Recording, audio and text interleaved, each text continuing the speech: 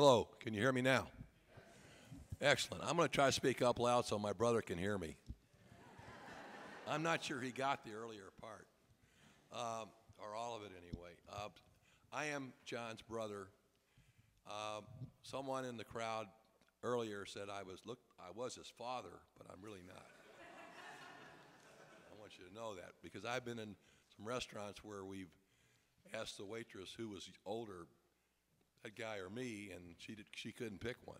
So I don't believe that. Anyway, I'd like to give you a little background on Brian, his roots and where he came from, things that you modern day people may not know, but us older Seyers and Mesiks know very well. The Seyer family came to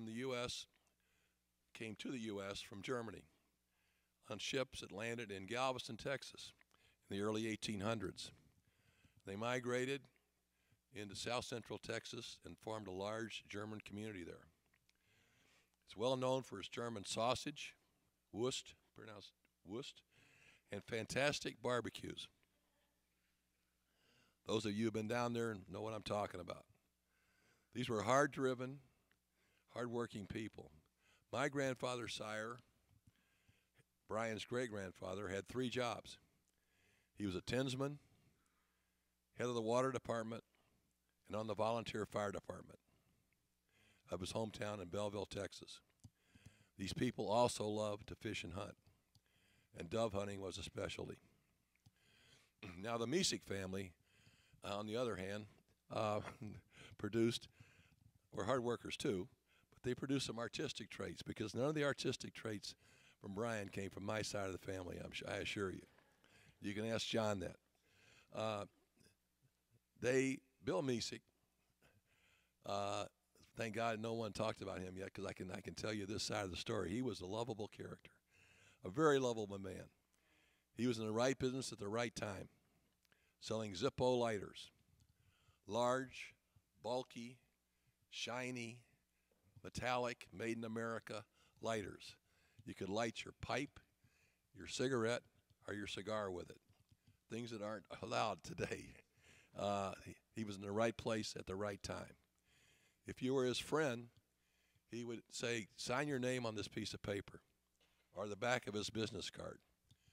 And about 6 weeks later, you would get a Zippo lighter in the mail with your name engraved on it. And then anybody that wanted to get a Zippo lighter, you referred them to Bill Mesik. He was the man. Now, Brian had these 2 conflicting things going on in his body. He had these hard-working Germans, and he had these artistic people from the other side who were lovable people. Brian loved his music, as you all know, and he was an excellent musician. At one time, Brian said to me, Uncle Kit, I will never let anything get in the way of my music, nothing. I said, Brian, and he also said, that's the most important thing to me. And I replied to Brian, I said, what about your family? What about your work?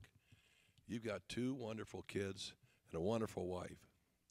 Brian, you gotta make it work. He said, Uncle Kit, I'll find a way.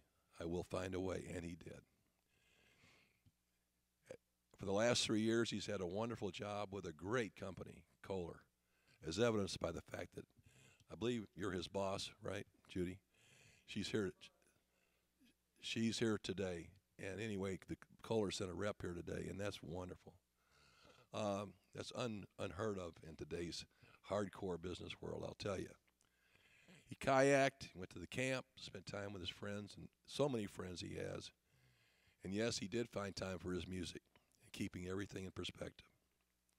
And everything was great until that day in Kentucky. He was just taken away from us too soon. Brian, we love you and we will miss you forever. Kelly, Sam, Nathan, God bless you and keep you safe.